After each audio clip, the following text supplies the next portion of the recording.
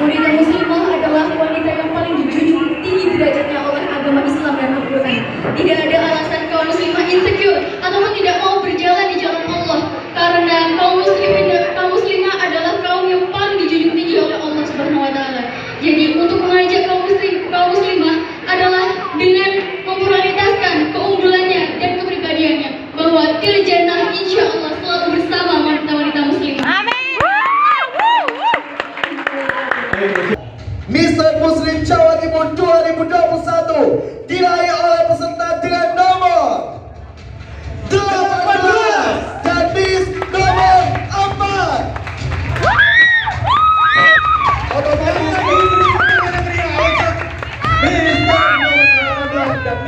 nomor 4 otomatis runner-up 1 diraih oleh Miss nomor 12 dan Mister nomor 05.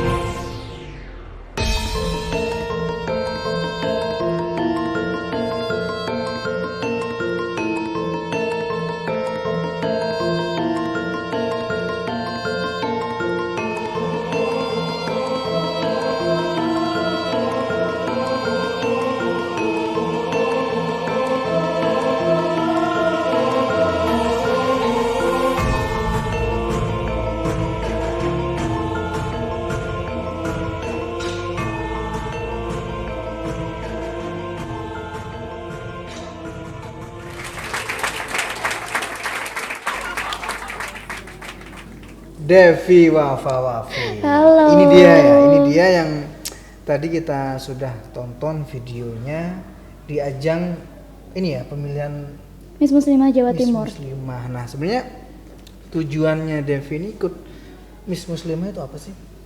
Tujuannya nih? Tujuan utamanya ya. Iya dong. Kalau tujuan utama tuh pastinya dari awal aku pengen selain jadi role model ya, Oke. aku pengen orang tuh ngelihat aku gimana ya ngomongnya, lihat aku karena dari sisi positifnya gitu. Karena secara tidak langsung juga aku banyak termotivasi dari orang lain. Jadi aku pengen orang lain juga termotivasi karena aku gitu.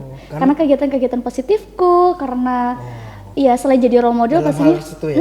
Bener banget. Karena itu sudah bisa menginspirasiku.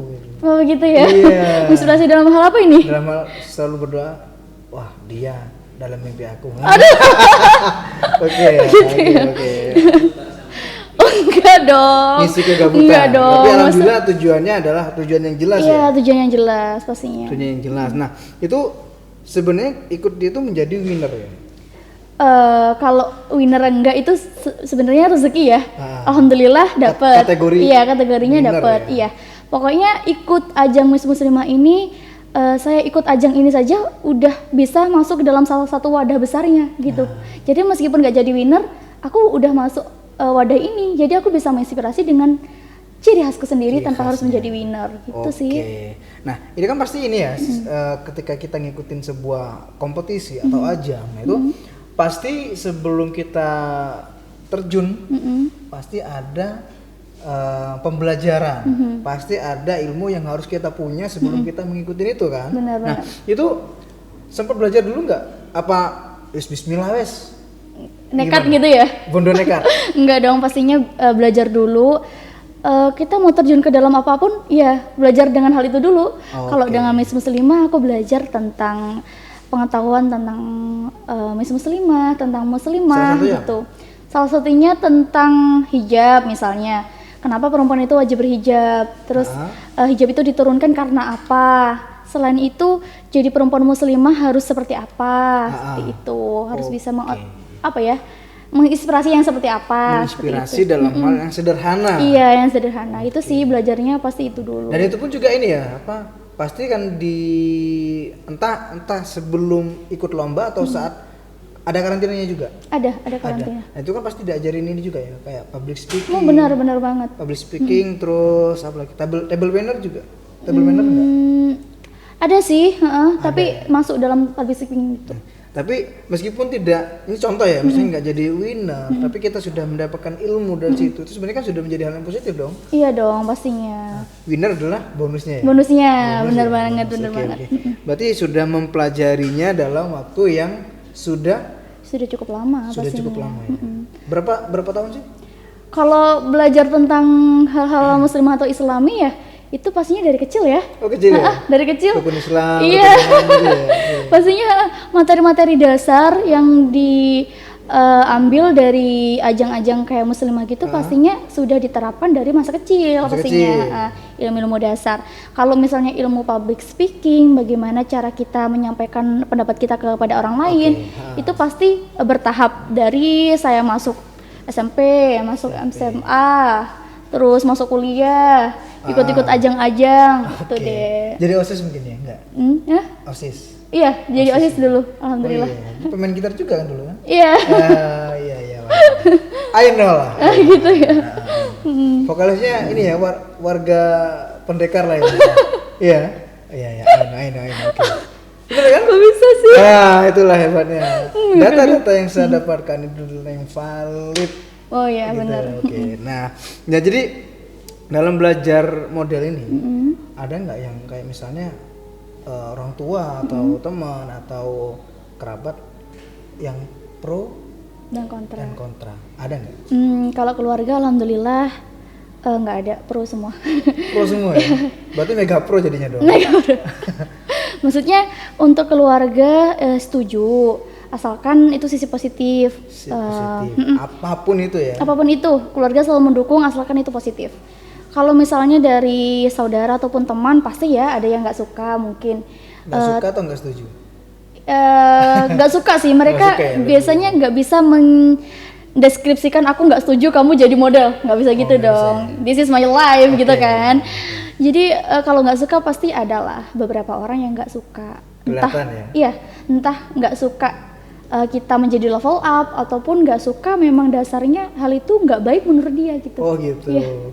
Balas aja. Ada kata-kata mutiara untuk seorang yang nggak suka. Kamu iri sama saya. Anda selebgram. Nah itu. Gitu ya.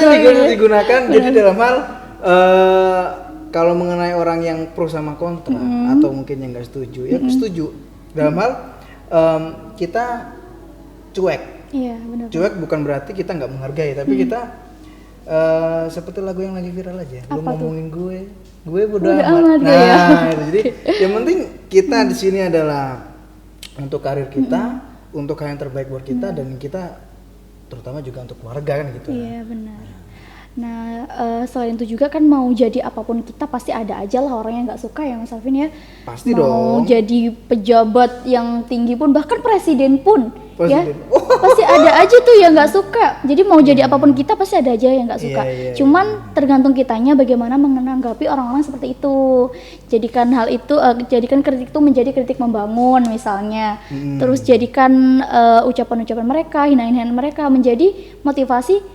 Nah, aku nggak seperti itu, aku bisa gitu. Intinya ya, harus bisa memfilter antara kritikan atau hujatan. Iya benar. Kalau kritikan adalah mendidik, hujatan benar. ya emang udah, untuk menjatuhkan. Buang aja, nggak usah buang gitu. aja gitu. Ya, nah, dalam kan ini pro banyak yang pro ya. Itu ada nggak yang benar-benar dia selalu nemenin saat proses, misalnya sampai mungkin ada pemotretan sampai nemenin dari pagi sampai malam, dari malam sampai malam, ada? Kalau orang-orang baik yang menemani aku dari titik bawah sih pasti banyak banget ya. Alhamdulillah Allah mengirimkan orang-orang yang super Masya Allah banget di balik layar. Alhamdulillah. Oh gitu ya. Alhamdulillah gitu ya Mas Alvin. Jadi untuk orang-orang yang di balik layar lebih hebat, mungkin bisa aku katakan lebih hebat dari aku. Karena mereka lebih memilih untuk di balik layar aja. Gitu. Ya. Jadi orang-orang yang baik ini selalu support aku dari bawah sampai aku di titik ini. Aku nggak pernah ngerasa apa yang terjadi sama aku kalau nggak ada orang-orang ini gitu. Kadang gitu. Aku bersyukur banget punya mereka. Aku bersyukur banget ada di celah-celah mereka, di hidup mereka, yang bikin aku semakin belajar lagi, mengenal hal-hal baru, hal-hal baik gitu, dan mulai menyingkirkan hal-hal buruk yang memang toksik di hidup aku. Pasti kan setiap orang pingin sukses, ya itu kan pasti kita punya barometer dong, punya tolak ukur. Kayak misalnya, gue pengen jadi si ini nih, nah ada nggak? Ada. Siapa tuh? Kalau misalnya aku pengen jadi siapa aja, banyak ya disebutinnya, banyak banget nih. All genre? Ya all genre. Iya, ada cowok, ada cewek. Tapi yang sebagai aku seorang wanita, aku pengen menjadi Najwa Shihab, Mbak Nana. Ya. Nah, kenapa itu? Nah, karena aku tuh salut banget ya sama Mbak Nana. Dia sepatah dua kata, dua patah bisa memotivasi orang. Iya. Gak sedikit ataupun gak jarang aku tuh sering dapat kata-katanya dari motivator hebat, salah satunya Mbak Nana ini. Bisa wow, bener juga yang beliau bilang gitu. Jadi aku termotivasi dengan banyak orang. Aku mau orang juga termotivasi karena aku gitu. Nah itu jadi tolak ukur aku. Kalau beliau bisa, aku bisa nih meneruskan beliau. Gitu. If you do it, I can do it. Insya Allah. Dan itu menjadi tolak ukur? Iya, tolak ukur aku. Salah satunya Mbak Najwa Shihab ini. Salah satunya. Salah duanya? Ada? Ada, salah 2, salah 3, salah 4, banyak banget nih. Salah tingkah ya? Iya. Nah pernahkah?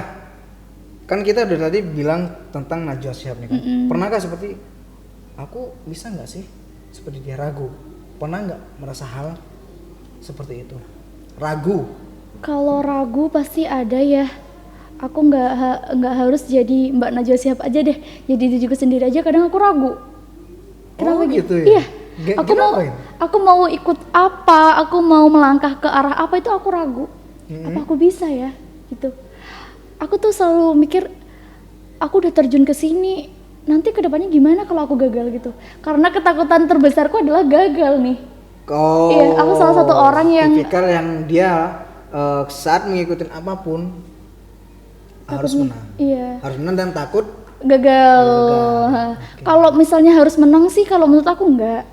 Harus menang dengan takut gagal itu menurut aku hal yang berbeda. Beda, harus menang tuh berarti kita harus berambisi menjadi pemenang, menjadi nomor 1. Kita nggak mau menjadi nomor 2.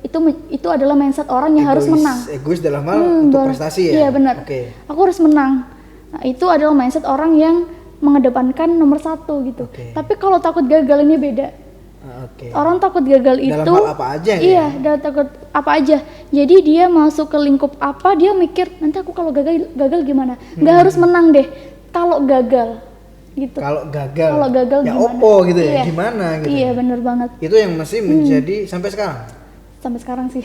Sampai sekarang ya. Makanya oke. Makanya kan temanya kan apa? Salah satu tolak ukur kesuksesan adalah egois. Egois. Kan? Nah, itu bener kan?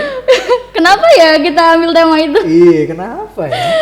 Kita salahkan siapa dong? Berarti itu harus ada dong. Iya. Egois gini, logikanya gini, egois harus ada. Dan takut gagal sebenarnya tidak boleh ada. Iya sih benernya. Ya itu mungkin menjadi apa ya? Menjadi setiap orang kan punya nih sisi baik sama sisi buruknya dong. Pasti ada. Ya, jadi itu sudah kita tidak bisa mengatur orang yang sudah punya porsinya masing-masing kan gitu kan. Nah, dan itu yang menjadi sampai sekarang ketakutan. Ketakutan ada. Pernah nggak pengen kayak aku harus berubah dong? Jangan gitu terus dong. Iya dong pastinya. Iya. Ada. Pastinya ada. Jadi Mas Alvin, aku tuh nyatet di buku nih.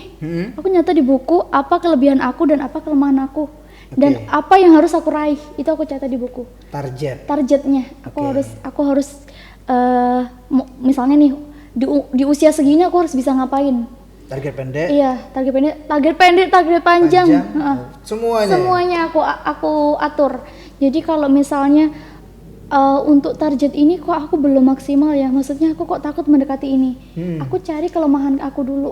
Aku berusaha Evaluasi ya? coret, evaluasi diri. Oke. Aku coret itu. Mungkin teman-teman bisa ini ya, bisa tiru Iya. juga ya.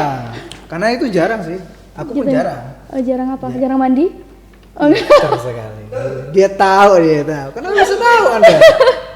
iya dong, tahu dong. Dia nggak pernah, berarti nggak pernah nyiapin anduk kayaknya dia. Oke, lanjut. Kok gitu? Oke. Lanjut. Lanjut. Oke, jadi gini.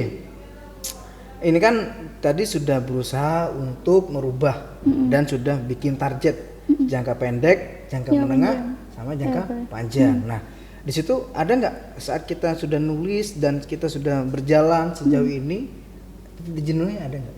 Ada sih. Jenuhnya di saat apa dan kapan? Jenuhnya saat aku mulai mencoba dan hasilnya pas-pasan. Maksudnya pas-pasan ini nggak gagal. Nggak ada excellent-nya lah. Iya, yang nggak berhasil banget gitu. Tapi kok gini-gini aja gitu. Itu mulai ada rasa bosan.